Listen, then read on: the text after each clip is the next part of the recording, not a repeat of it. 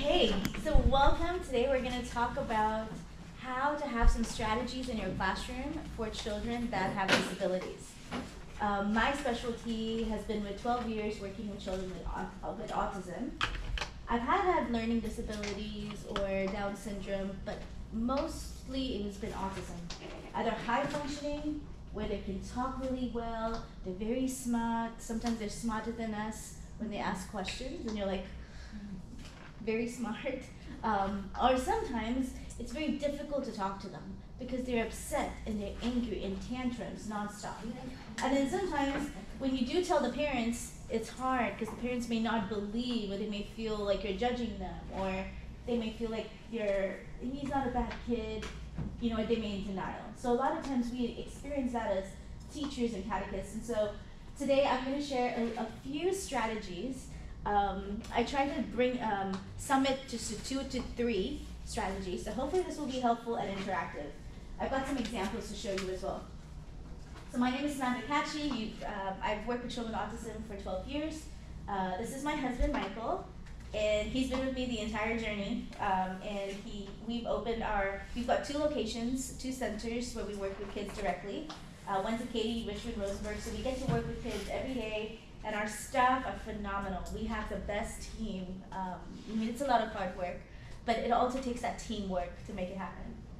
Okay, so I wanted to start off with something Mother Teresa has said that for me, she has been my motivation and my inspiration about her love for the children and love for people that are vulnerable. And she says, your true character is most accurately measured by how you treat those who can do nothing for you.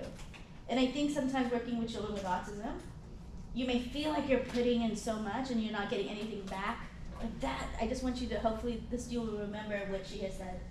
And then this was another quote from our Pope, and he says, teaching is a beautiful job as it allows you to see the growth day by day of people entrusted to your care. It is a little like being parents, at least spiritually. It is a great responsibility. So I do want to remind you that as teachers, we also take on that role as a parent in our classroom. And so that can be overwhelming, but there's joy to working with children, especially when they don't have a way to communicate how and what they're thinking and feeling. Okay, so I want to just go over kids with autism and special needs, okay? So this is Down syndrome, special needs, ADHD, ADD. Here are the main impairment domains. You're going to see struggles with communication. They're not going to be able to maybe say everything clearly. They may not be able to use their words. Number 2, you're going to have social interaction impairment. They don't know how to work with each other.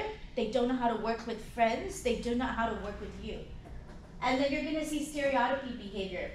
Routine. I sit in this chair every day. I have to sit in this chair. I don't want to switch my room. I don't want to switch my teachers.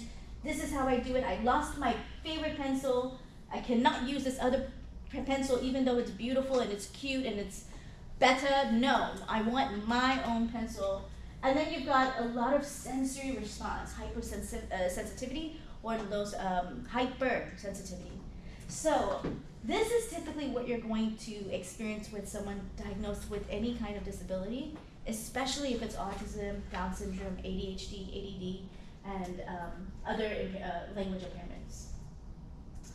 So this was another quote by Abraham Lincoln: teach the children so it will not be necessary to teach the adults. So I want to remind you that as we journey on these different skill sets that I'm going to share with you, all the effort and all of the effort and the help you're putting into these children, they're going to move on to the next grade level. Then they're going to move on to the next grade level.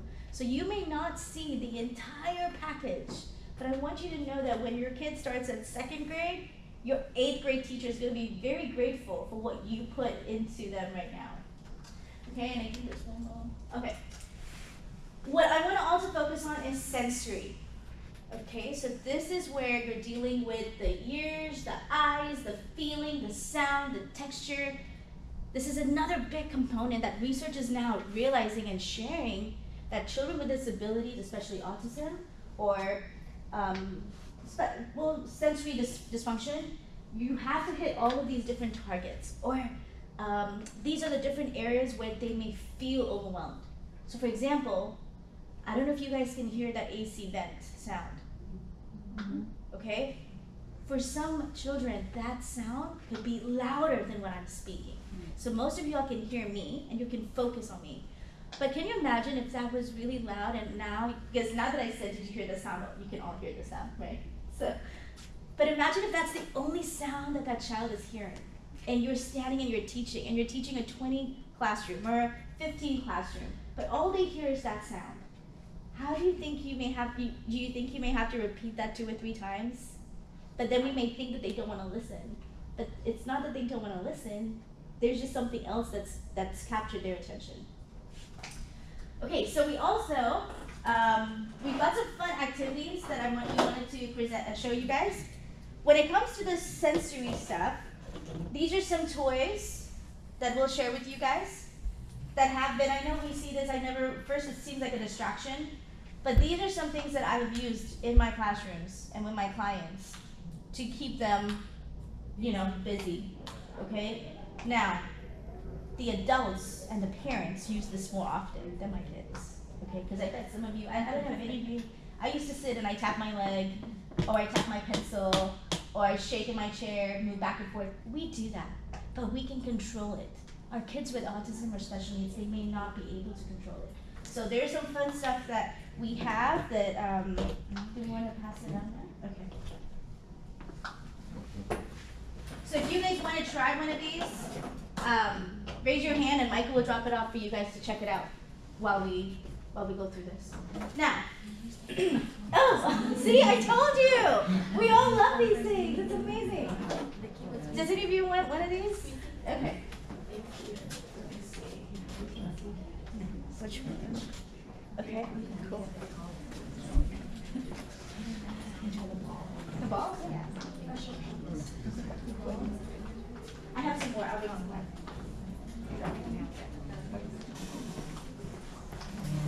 Oh, great. Michael, that was...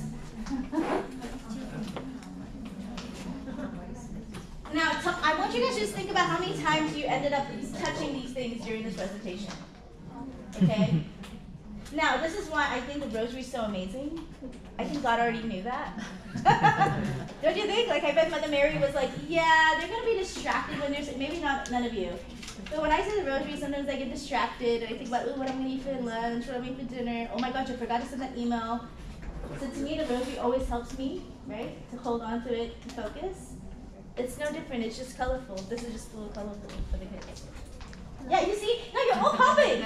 Can I share something? Yes, go ahead, Anna. In May, when I was doing evaluations for First Communion students, some of the students were very nervous, and I offered to them, would you like to hold on to a rosary and just kind of focus on like going through the beads and as I'm asking you a question, and for a lot of them, that really helped. They were just like holding on to it and they would answer. Like, you see, you know it. I know you know it. No, that's great. When I first started our company, because it's been our dream to start, help children, I used to carry it because they have small pocket rosaries now. You can just put it in your pocket, and so the whole time I was just playing with my rosary, but, I don't typically carry something like this, but we all do that. We all do that. Okay, so now this is going to be your first strategy. Okay, the pre-MAC principle. It's basically first and then. So a lot of the terms I'm going to use are applied behavior analysis. It's where I got my master's from. That's where my expertise is an ABA. Now, pre-MAC principle, first and then, it's another way to say this is grandma's rule. Okay, now we all know we all have had grandmas, right? I think that we all have grandmas. So I don't know if your grandma ever told you, first you're going to eat this, and then you're going to eat this. Did your grandmas ever have to say that to you, or your parents? Okay, that's basically grandma's rule. First this, then this. Now, I will say that nowadays in my center, it's very difficult to, so I do a lot of parent training. Okay, so parents have to be very involved in my training. So a lot of times I have to remind the parents, hey, first and then. So if you say carrots first carrots and then ice cream. But what happens when at home, it's not first and then, or it's first and then they get to do whichever they want, okay? I know parents are busy, busy jobs, I understand. But I want you to realize that some of your children are gonna come in and they don't have that structure and they don't have that consistency at home. So the first step is you're going to have to figure that out. You're gonna have to build that first bond of first and then. So first you're gonna sit down and then you can ask me your question. So what do you think you're going to get when a child has never had to learn first and then? What do you think? So as they walk in, they'll start asking questions. Ask a question, yeah? What else? Maybe challenging or, You're gonna get the challenges, yeah, because who are you? First, okay, God, I'm being joking, okay? Oh, nuns are always strict, so what? You're gonna just tell me there's no fun, absolutely no fun. So you've already you have it, you're gonna think, oh my gosh, you just came in my class, I have to take 20 other kids, and so first step, you already know what your challenge is gonna be.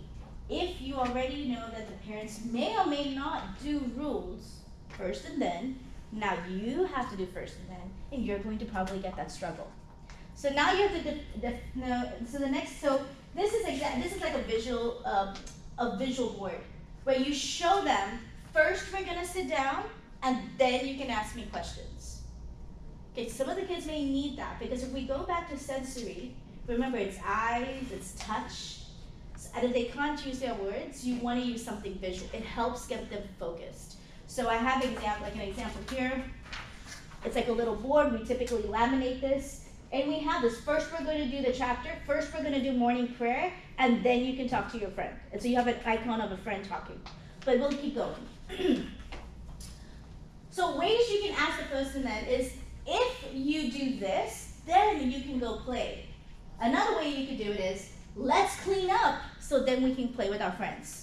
So if you feel like maybe that first and then is too rules driven, it's too negative, and you don't want to say first sit down and then play, I'm giving you some other options. They've all been very effective for me. I've used, okay, hey, guess what? If you get all your schoolwork done, then you can go play with your friends and you can chit chat. Or you could say, hey, we all want to sit down and play with our friends, but first let's go ahead and finish this. Okay, so we want to use this first and then. So one of the most important steps that a child needs to make in ABA is learning the concept of first and then. That's our first step that we do. We teach them. With me, it's going to be first and then. Now I'm going to tell you that what will happen, and maybe you've already experienced this, is when the children come to the center, they will act one way with me, and they will act one way with their parents. Have you guys all seen that? Mm-hmm. Okay. Why? Because you have established discipline. Discipline is not a bad thing. Discipline is a good thing. Structure is a good thing. I know, I understand right now society's making it, oh, I have free will, I should say. No, that's going to be chaotic, especially for little children. So at Fast Track, we believe, no, there's a way to do this. Respect, kindness, it's all important. However, there has to be yes and no, and it has to be clear. Okay? So first we do something, and that's when you will tell them what they have to do, and then you can get something. Now, during this time, and the first couple of times, we get tantrums. We get screaming and crying and yelling, and in some cases, cursing if the kid can talk. But with me, we've had in the beginning, there used to be some kids that would, because with autism and special needs, they may poop on themselves or pee. It can go extreme. But unfortunately, I don't think you may, fortunately for the child, I don't think you would have to experience that in your classroom. Because parents typically know that when a child may be too severe, so they don't bring them in. But I want you to think about, this is going to be difficult. Also, I think you're going to only see them once a week, right? Mm-hmm. So imagine, it's only 1-2 hours a week, and then for the rest of the week, they get to do what they want, and then they come back, and then, now, I will tell you when I tell parents in my parent training, hey, so we do first and then here. First they have to do this, and then parents are like, oh my gosh, did you get them to do that? And we're like, yeah, we do. He won't do it for me. And I'll say, okay, show me. And so then the parent will say, no, come get your bag. No, I don't want to. No, I don't want to. And then the kid gets upset 5 times, and the parent's like, okay, fine, just do it. Mm. So that's the only difference, right? These are children. I mean, let's not pretend none of us did that. We all did that. I mean, y'all right? Nuns in you, right? I mean, so I know what I used to do is I used to tell my dad, because I know my mom would say no. So I would say, oh, okay. And I used to tell my dad when he was eating, because when he was eating, everything was yes. And so my mom, I mean, come on, please tell me you guys did this too. It can't just be me. So kids are very smart. Even kids with special needs are smart, they're not dumb. They're very smart. But it's funny, but it's, you know, so easy. But so a lot of times I just want you to know that First and Then may be a bit rocky. Try to work your best with it. But once you get over it, it's gonna be beautiful for you in your classroom. Okay? So what is this pre-math principle? A little bit more, right? It's basically this. So this is the science. If any of you like science, I put that in there for us. Okay. So the pre-math principle states that if high probability behaviors, okay, so more desirable behaviors, are made contingent upon lower probability behaviors, which is less desired behaviors, then the lower probability behaviors are more likely to occur. Okay, so that's all for my science people that love that stuff. But here's, if you were to just get to the point, what I mean is that I only get sushi, my babe, if I eat my vegetables. Right? So basically, what do you think I'm gonna do? I'm gonna eat my vegetables so I can go eat my sushi. So throughout the week, you know, my host very helpful with me on like, hey, get your smoothies in, get your drink, get your veggies in, because I know on Friday night is date night. And so if I get all my veggies in throughout the week, there's a high chance that, you know, he's like, yeah, let's go. Now he still takes me out all the time, but he's trying to help me meet my goals of my health and fitness, right? So that's basically the example. Another example is you get paid for a job, and that increases you doing your job, hopefully, right? Like, you want to get paid, but first you have to do your job, okay? So that's basically what that whole thing is, basically assuming that money is reinforcing. Okay, so why First and Then is important? So instructional motivation is such an important part of what we do, with the most basic willingness to do something that teaching can't happen. So in order for toilet training to be successful, the child must understand that first I pee in the toilet and then I get the reward. So a lot of times what we notice is when I go to parents' homes and they're listening to you at the center, but they're not listening at home. So when I go to their house, they have access to TV, tablet, iPhone, grandma's iPhone, grandfather's iPhone, sister's iPhone. Toys are all over the place. They get everything, right? So a lot of times I have to, when I walk in, I'm like, oh, okay, I get it, because why should I do work if I'm still gonna get my paycheck? Why should I eat my vegetables if I'm gonna be going for sushi anyways? Right? Why? Like, why do that? So that's where that's coming in, right? So this applies to early learners, right, who are just beginning to explore their world, and they're learning interactions with adults, and they get good things. It also applies to older children who may not follow instructions, but they need to order to be successful in the classroom. So if your students have escaped or not had to listen, first grade, second grade, third grade, fourth grade, fifth grade, sixth grade, seventh grade, eighth grade, now when you try to put, say, First and Then, how do you think what's going to happen here? I'm not going to listen. It's going to be harder. Right now, the beautiful thing is behavior can change, right? But I want you to understand that you're not doing anything wrong. Okay. Now we're talking about these tips, but just know that you're already starting off not with the best plate in front of you. You need all of these variables. Okay. So by following these strategies to build instructional motivation, the skills and programs you'll be teaching have a better chance of success. So the First and Then. Okay. So now, how to teach instructional motivation. So from the first meeting with an early learner, we begin working on instructional motivation and teaching the First and Then concept. So requesting is a great place to start. So you want to build your relationship with the child that comes in or your student. Make it fun already. Present yourself as a fun person, giving good stuff, giving high fives, giving attention. Children love attention, especially children. I mean, I know we say socially, a lot of my times My clients come to the center and the parents are like, oh, he's addicted to his tablet, he's addicted to the phone, he's addicted. But no, when they come to my center, they want tickles and they want hugs and they want smiles and they want high fives. So no, I don't agree that children just want electronics. That's the only thing they get. So guess what they're gonna do? They're going to use it. So you want to establish yourself, and then you want to explain. Now, if you don't want to say rules, that's totally fine. But if you want to set standards, expectations, you know, call whatever you're comfortable with. You teach the child first, I blank, and then I will do that. And that's when you use your pictures. Especially, this is for special needs kids, right? Why? Because some of them may not have that language or comprehension. So you're going to use the visual to help them understand. Another form of requesting is to teach the student to give the adult an item as a request for help. So I might spin a top, and when it stops, wait for the child to point it up, and then ask me and request for it to spin again. The child begins to learn, first I ask for things, and then I get what I want. And these, you do have to do these repeatedly so the child has multiple opportunities for practice.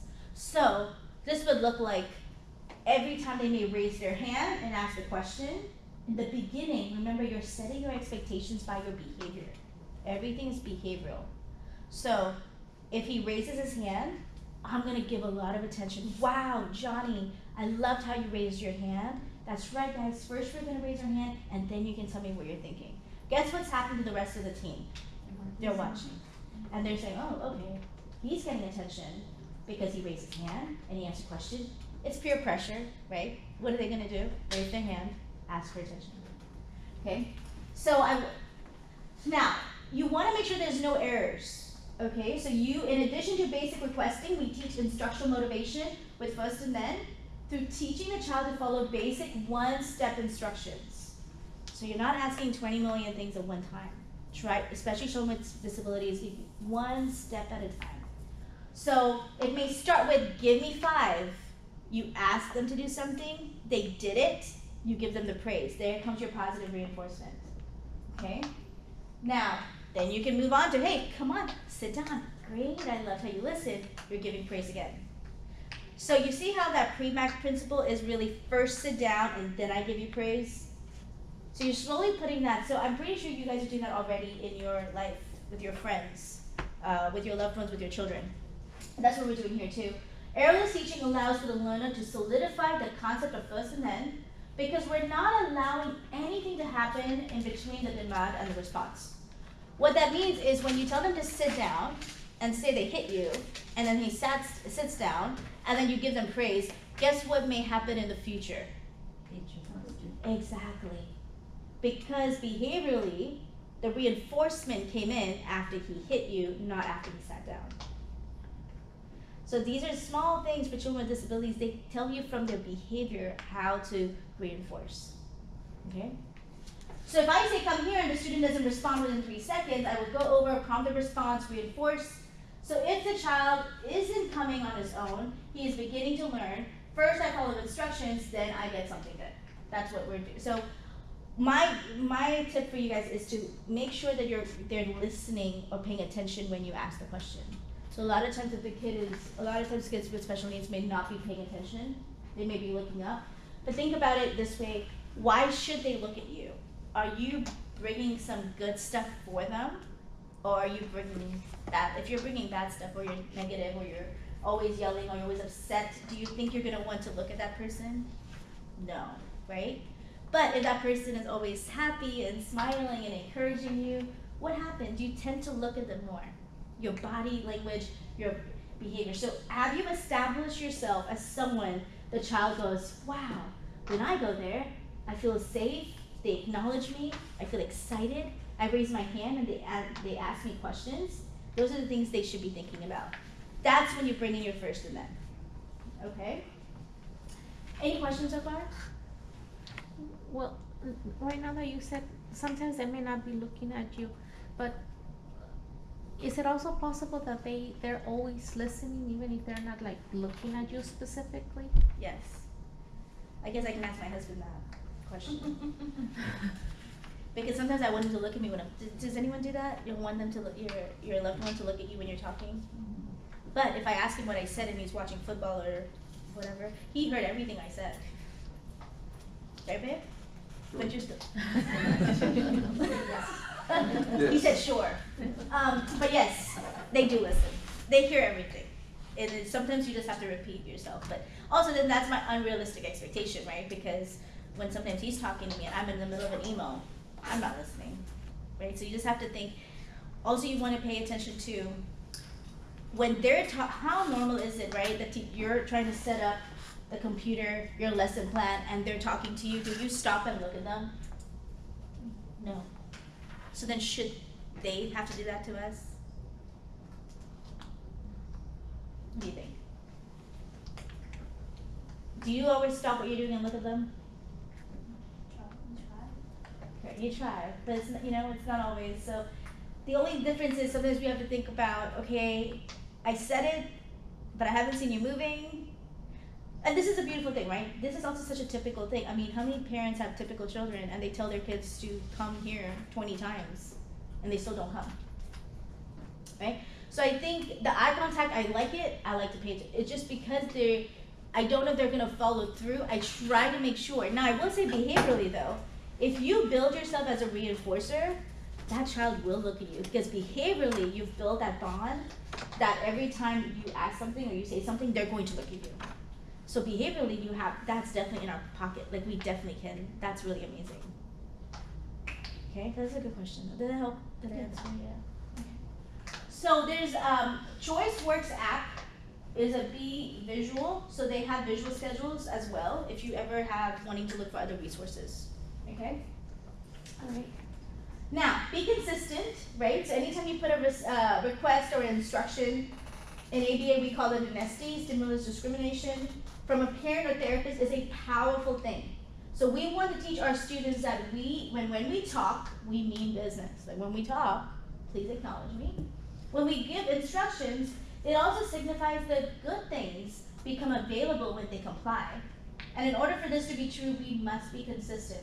So if you're going to give an instruction, be prepared to follow through. When they hear instructions repeated multiple times, they begin to tune out those instructions and not attend to them. Okay, any questions about that? So sometimes if you ask the question, so for example, when I typically ask questions to my clients, I make sure that my environments, if I go, number one, I will get down to their level and talk with them because also I think that helps gain focus sometimes. So if I try to say, hey, listen, I want you to have a seat, and I'm ready that if they're not ready to have the seat, I'm not gonna physically push them, but I'm gonna walk with them to the seat and have them sit down. Okay?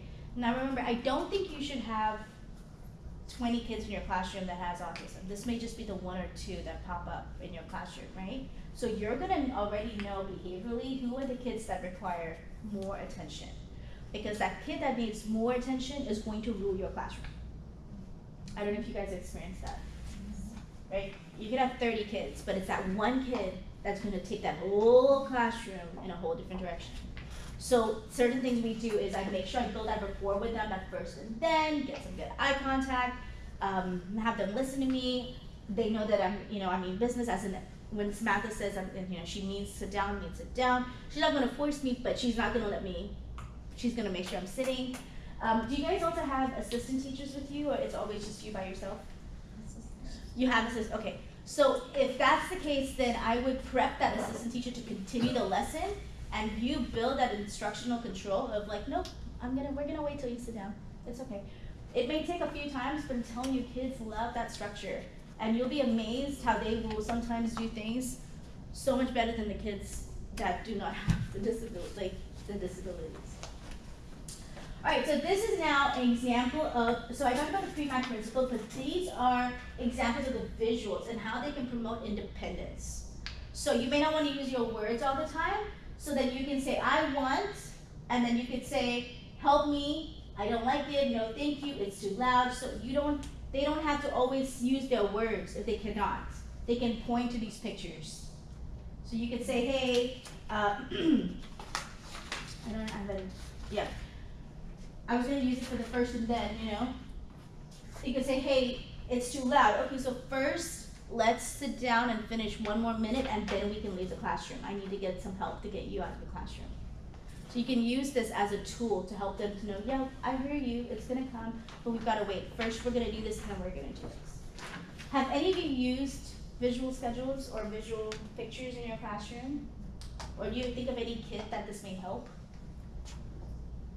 I think it would, especially the younger one. The younger ones, yeah. This also promotes language development. So a lot of times when some of my clients come to me and they don't initially start talking, we bring this out as a tool to help them talk. Because then what happens is that they only repeat what you're saying.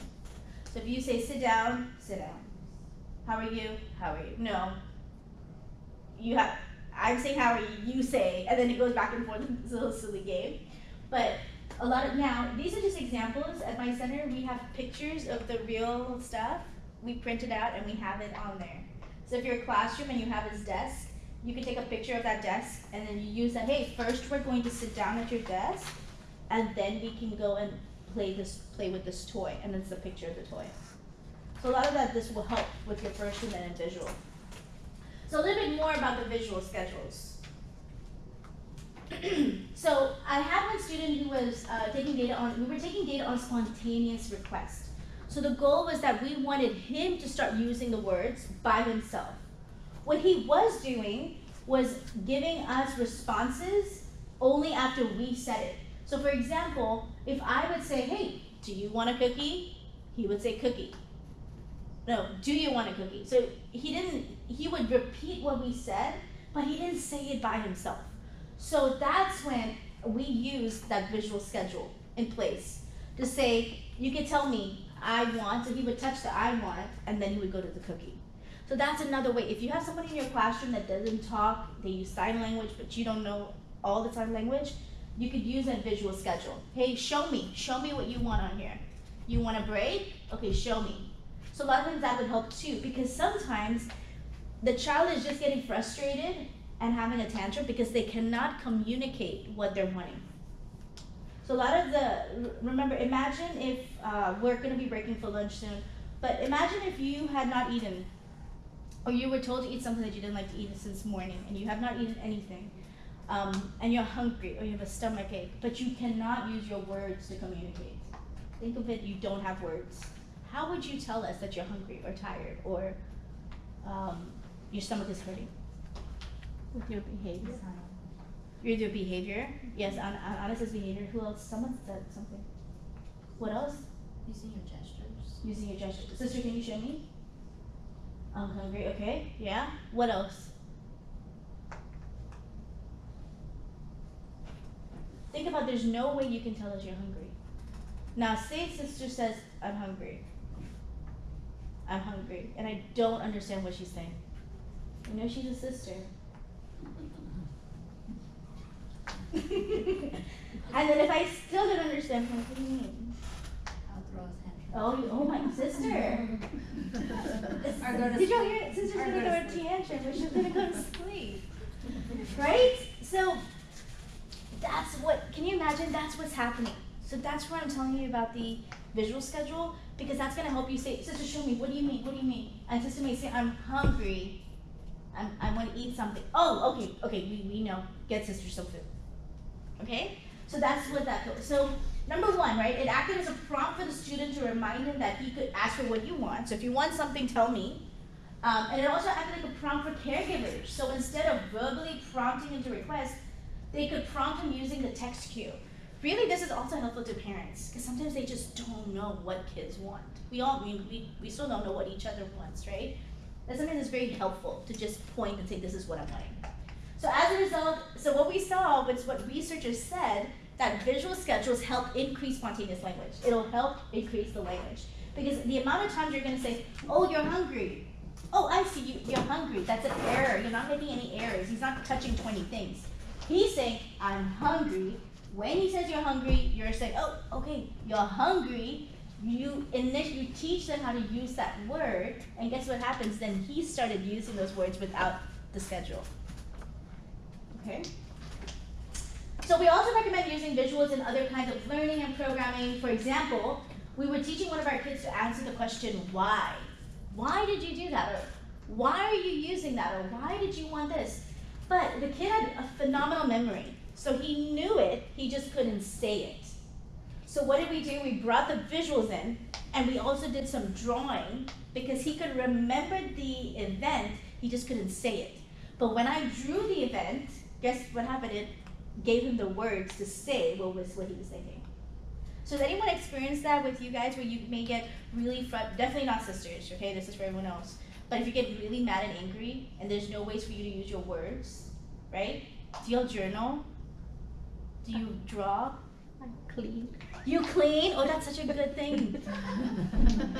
That Like is so when great. I'm so frustrated, I'll start organizing Oh my, things. that's so amazing. Those are some good ways of using your frustration. Yes. Oh wow, Anna. Who else would it? Does anyone else do anything so productive with their? Because I come a bag of chips or things I'm not. Then I don't get my sushi because I didn't miss my veggies. But what else does anyone do? What do y'all do when y'all get? Please, did none of y'all get mad? Sister, oh my gosh. I would just walk. Huh? You go for a walk? Yeah, I just walk. Just go for a walk. You make it seem so easy. Just go for a walk when you're mad. I could get my steps up though, for sure. Wow, this is such an amazing productive group.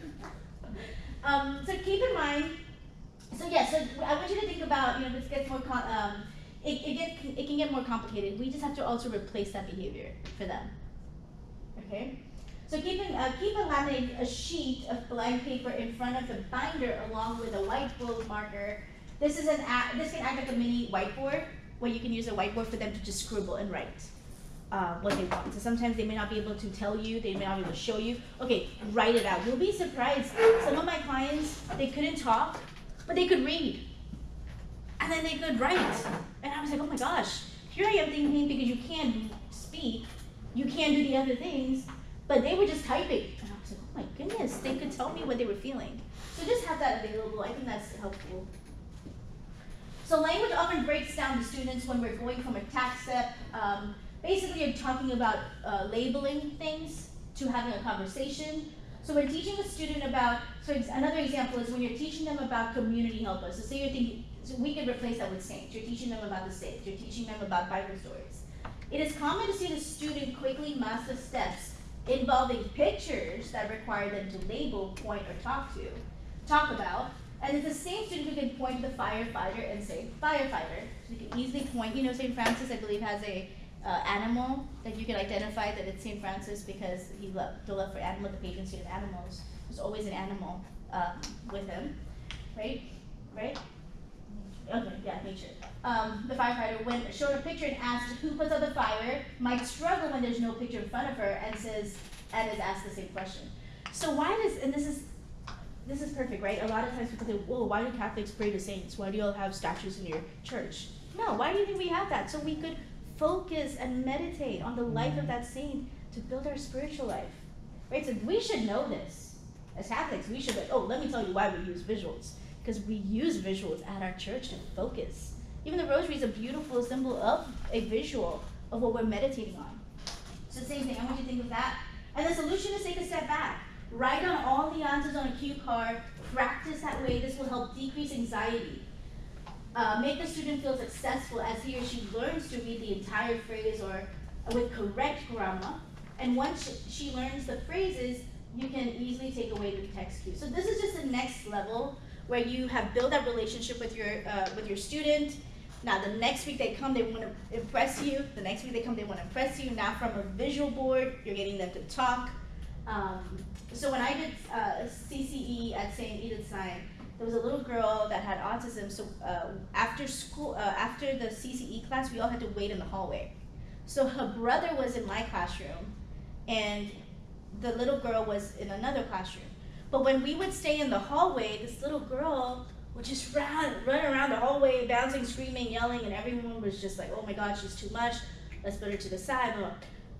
So, but I realized this little girl, I remember saying, hey, so I would finish my class and then come and spend time with her because I knew she was gonna be running. So I would say, hey, when we were talking, she said Peppa Pig. So what did I do for the 6 months? Every time from 6 to 6:45, I would sit down with her and draw Peppa the Pig characters. Because I knew that kept her focused, she was talking to me, she was saying, oh, but it's this person with Peppa. Oh, Daddy needs some glasses, Daddy needs, but she wasn't bouncing back and forth. She was sitting, focused, and the language was, I was teaching her how to use her words to tell me these different things. So that was totally possible with, like, I used Peppa the Pig to teach her how to communicate, you know, while we were waiting for mom and dad. So another tip is to use the strategy to also decrease problem behavior where the function is escape because the work gets too hard. Now, how many of you may, when the work is too much and you know there's a lot of work to do, you find other things to do because you don't want to do the one thing that you have to do? Anyone? So you do, okay, thank you, because I'm like, oh my god, I go and I'm alone again. No, so like if I know there has to be, like the sink is dirty, right? I will find other things that oh my gosh, I haven't talked to this person that I don't like for so many years. I need to call them and check on them. Right? Because I don't want to clean the dishes in the sink. I will find some other stuff. And Michael knows me now, so he's just like, okay, yeah. So you had to go clean your closet today when you have, you know. So we do that.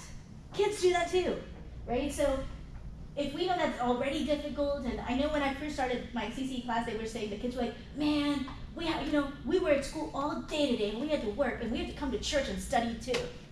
And so I was like, okay, wow, this kid's thinking now, they come to church, and they have to study, but it's not supposed to be study, it's supposed to be fun, because this is what you're learning your faith, so you can go back to school and take it to school to show how amazing our faith is. So I had to figure out a way, so when they came in, I would have to like fun activities for the first 5 to 8 minutes, to where then the kids would come to school the next day.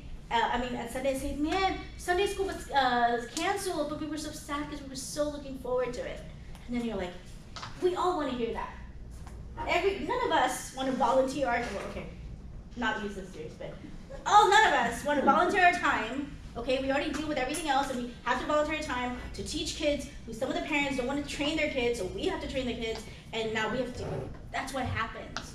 But when they say, no, you know, we wanted to say the rosary with our family, and we said we would say the rosary, and you're like, oh, yes, you're listening to the 20 million things I'm saying. Like, one kid tells you that you impacted their life, you come back to teach Sunday school the next year. And you're wondering, why am I sitting in this orientation? I told myself I wasn't going to come back here because I need my Tuesday evening or Sunday afternoon or Saturday.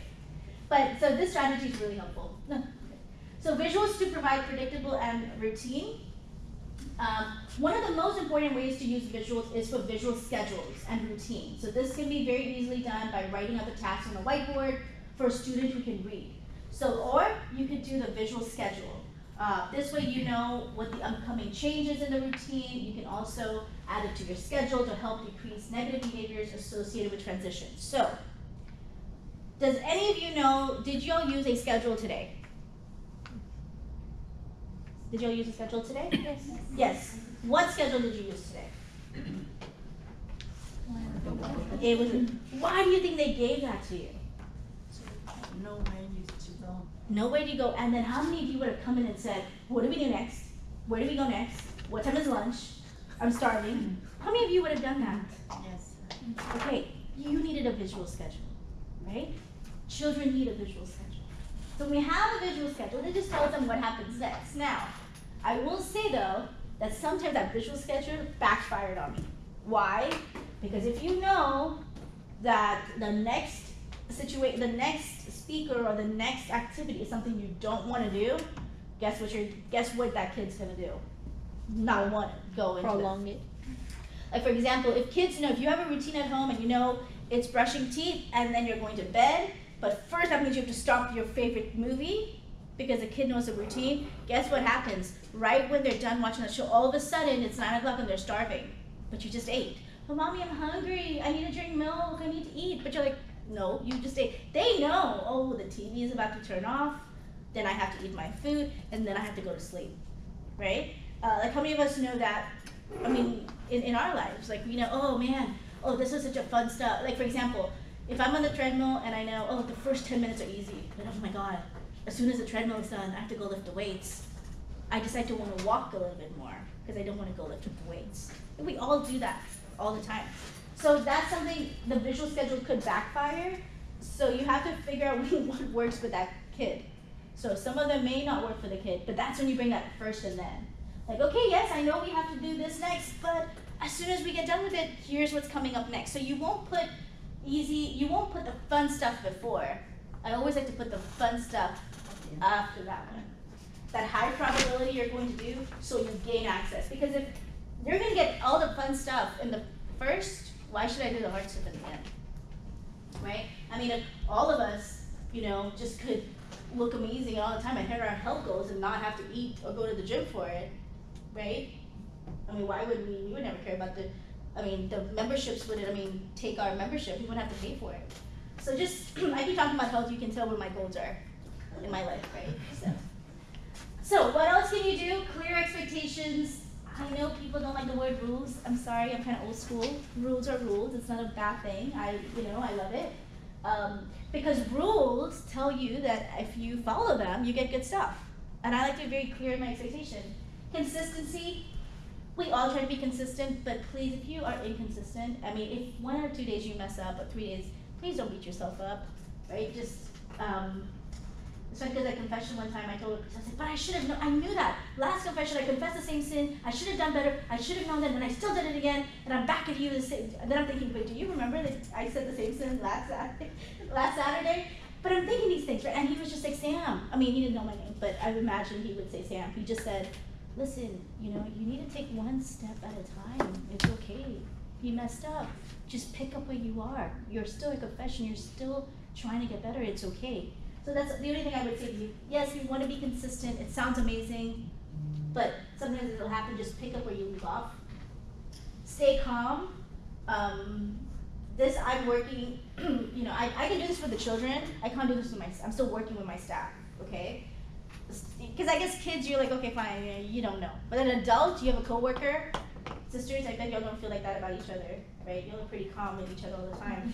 But, when we work with people, I'm like, oh my God, did you really say that? Like, did you? And I can't say those things.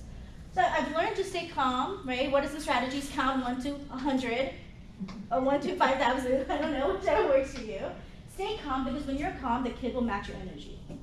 Okay? Remain objective. Again, I try to stay away from the word feelings because everybody has different feelings, and right now everybody is on feelings. So I don't know how to. It doesn't give me clarity, right? So try to stay as objective as possible. No, I told you to sit in this chair. Instead of, yeah, I told you to sit down. I told you to sit in this chair, but you're not sitting in this chair. So things like that. Sense of security.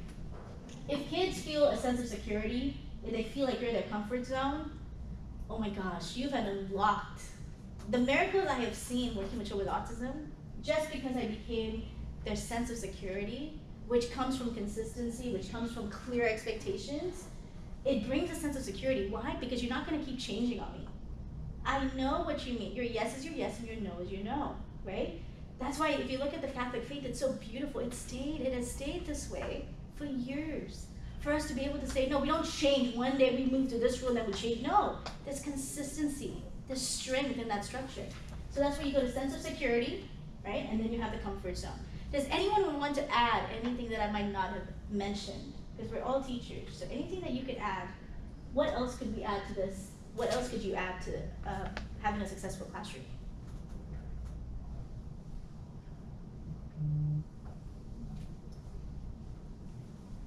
Yes, I students be friendly with them. Speak friendly to them? Like fun? Yeah. That's a good one. Now that does not mean be super loud, okay? Because that can be annoying sometimes, right? Like if you're super, hi, how are you? It's like, whoa. No, sometimes that may be too sensitive, but even if you're like sister saying, I think just be happy, right? Be like you want to, first you have to show that you want to be there. If you already don't want to be there, I don't think that's already putting the wrong energy out there, right? Okay. All right, so now these are just some quotes that I love. So St. John Bosco said that without confidence and love, there can be no true education. If you want to be loved, you must love yourselves and make your children feel that you love them. Okay? Helen Keller says, what do I consider a teacher should be? One who breathes life into knowledge so that it takes new form in progress and civilization. St. Elizabeth Ann Seton says, cheerfulness prepares a glorious mind for all the noblest acts. C.S. Lewis says, the task of a modern educator is not to cut down jungles, but to irrigate deserts. St. John Baptist de Sales says, young people need good teachers like visible angels. So you're like visible angels. William Glasser says, when you study great teachers, you will learn much more from their caring and hard work than from their style. And Pope Francis is how we're going to end with, a good teacher does not get lost in the details, but points to what is essential so that the child or student can find meaning and joy in life. And that's from our Pope. All right. And then this is my contact information, my email, website, and phone number, and then the references. But yes, I think it's 12:20. You know, does anyone have any questions? I'm opening up for questions. If y'all need to go take a break, we're good. I have a question.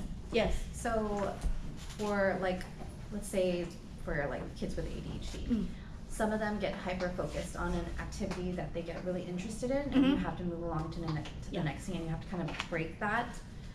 How do you break it so that it's a smoother transition? So first would be your visual schedule. Uh-huh. So I would say, hey, in your schedule, you would say, okay, guys, when you come in, it's going to be welcome from this time to this time. Then we're going to do this activity for 10 minutes at this time. And I would use timers too, another visual. Yeah. So you would start that timer. And then if there is a behavior problem, then you're going back to your first and then. Remember, first we're going to clean up, and then when you go home, you can complete your activity at home. Another key thing would be, preparing for your lesson. I'm pretty sure, I didn't state that because I just assumed that everyone, prepares for your lesson. If you know how long that's gonna take, if you know from 8 to 10 you wanna give that time for, calling roll, then you wanna do shout outs, who had a great week, who wants to give a shout out to your friend, or tell me something happened in your class today that you're proud of, or, and then you go into your lesson, you kinda have a time frame for the lesson. And so you may have to put yourself on a timer, because giving those 3 to 4 minute warnings help. So if I say, hey, all right, 5 minutes, you've got 5 more minutes and then we're gonna wrap up. Okay, it's another 5 minutes. Now, again, if you're consistent, when you say that consistently after each of your session, the child will know, okay, she's giving me the warning and she means it. When she says clean up at 3, 2, 1, it is really clean up, or she's gonna help me clean up. So then I would just help clean up while that teacher comes in. Or the other thing I have done is if I don't want to cause so much a distraction, if I know that that's an activity that's going to take forever, but I know they like to go home, I put it towards the end of my session, so then the parents can deal with it, right? So, hey, we're done with your session. If you want to keep doing it at home, go do it at home. Mom, make sure they do it at home. It's worked, because, this is when you build that relationship. I didn't get a chance to spend a lot of times with my parents. I wish I did at CCE, to spend time with the parents to understand what are they doing at home, how is the family raising. It helps a lot, because there are some sad stories that I hear. I remember from my class, a lot of them wanted to go to church on Sundays, and then we would talk about the next Sunday school and say, hey, so who all went to church? What was church about? What was the gospel about? What did y'all, because they were getting ready for communion, and half of them would just say they didn't go to church. And then I would say, oh, what happened? Oh, my mom said she just woke up late and so she didn't want to go. So then I'm like, oh my gosh, and I just made him tell me the truth about his mom. Now I know about the mom. Now everybody knows about the mom. And but then it was, but my mom and dad said the same thing. They went to a party last night, so they were too tired. So then I was like, oh my gosh, maybe we shouldn't talk about who went to church. This is too much of gossip here, and you're only 10 years old. So a lot of times you don't know what is going on with the children, but when you talk about the faith, and I know you guys all experience this, Mother Mary really comes in and she takes over your class. A lot of times that's really been my strength. You ask her to help you with the children, she will, and then she ends up putting her grace inside of you when you talk to them. Who can say no to Mother Mary? Who can ever say no? I can't see that. So I have really, held on to my faith with Mother Mary. Grace to help you with the class. So I would say that is your first preparation and spending time with her as well. Good question though. I hope that helped bring it all back into circle. Okay. Yes. Anything else? All Okay, so how many of you played with these toys? I know I was doing it the entire time. Did anyone? Yes. Pop it? Yeah. Okay. Awesome. And then also I have an example here. If you guys want any of these resources, sorry I didn't have enough copies. If you just send me an email, if you want these resources, I'll send these copies to you. All you do is print it out, laminate it, but if there were other copies you wanted, let me know and I'll send them to you. Okay? Awesome. All right, thank you. Enjoy lunch.